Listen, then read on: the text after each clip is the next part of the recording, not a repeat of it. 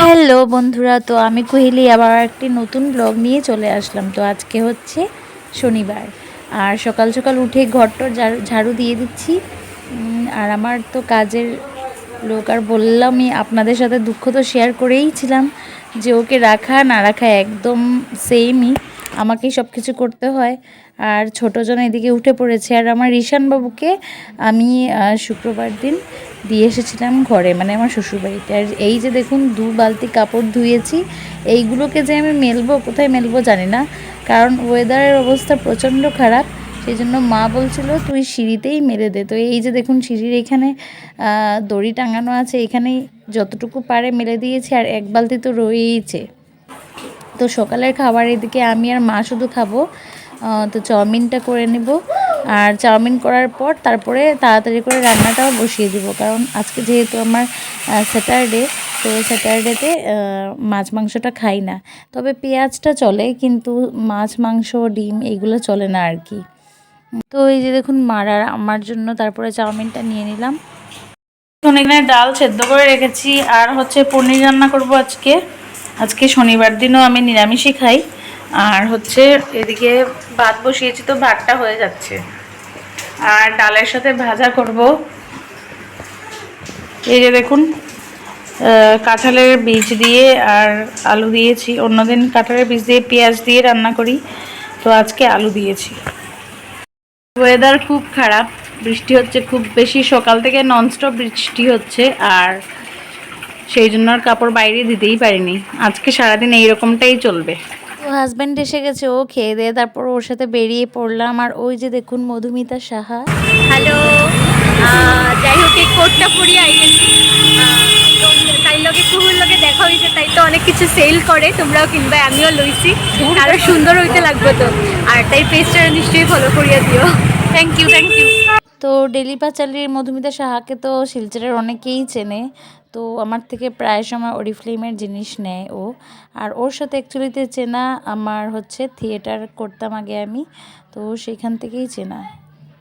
আর তারপরে চলে এসেছি শ্বশুরবাড়িতে। আজকে হচ্ছে আমার ভাসুরের মেয়ের বার্থডে। यही है हमारा बर्थडे गर्ल।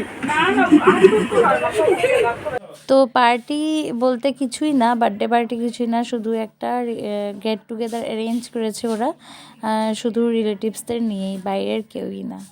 তো যাই হোক, এই যে ওরা হচ্ছে আমার বর্ণনাসের মেয়েরা এসেছে, তারপরে ওর মাসির মেয়ে এসেছে, সবাই আমরা সব নিজেদের মানুষই আর কি, বাইরের কেউই কারোকেই বলা হয়নি। সেই জন্য আর সেরকম করে ঘরটাও সাজানো হয়নি।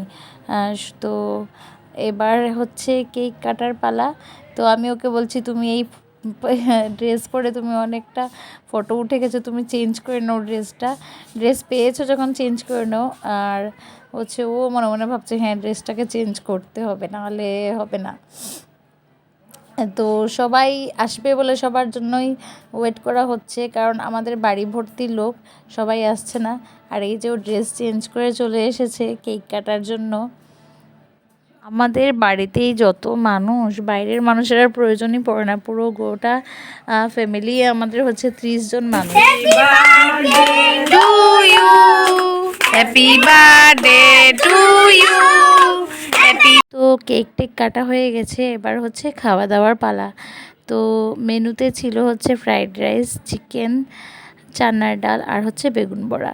তো সব কিছুই আমার জাল রান্না করেছি, আর আমি শুধু এসে ফ্রাইড রাইসটাই করেছি। তো এই যে দেখুন উনি হচ্ছে আমার ভাসুর, আর এরা সবাই হচ্ছে আমাদের ফ্যামিলি বলতে গেলে, রিলেটিভ তো মানে ফ্যামিলি। আর এরা দেখুন এবার ফটো তুলবে বলে পোজ নিয়েছে।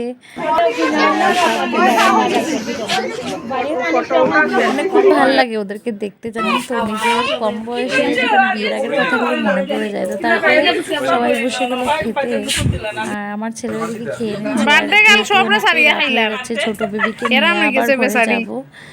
ফটো উঠতে উঠতে আর কেক কাটতে কাটতে চলে যাই। চলো, ওর বাবাও আসছে না, ওর বাবাকে ফোন করেছিলাম, তো বাবা এসে পড়েছে। আর এটা হচ্ছে আমার ছোট ননাস আর আমার মিষ্টি জিজু। এইটা হচ্ছে আমাদের মিষ্টি জিজু। তো আজকের ব্লগটা এতটুকুই, টাটা।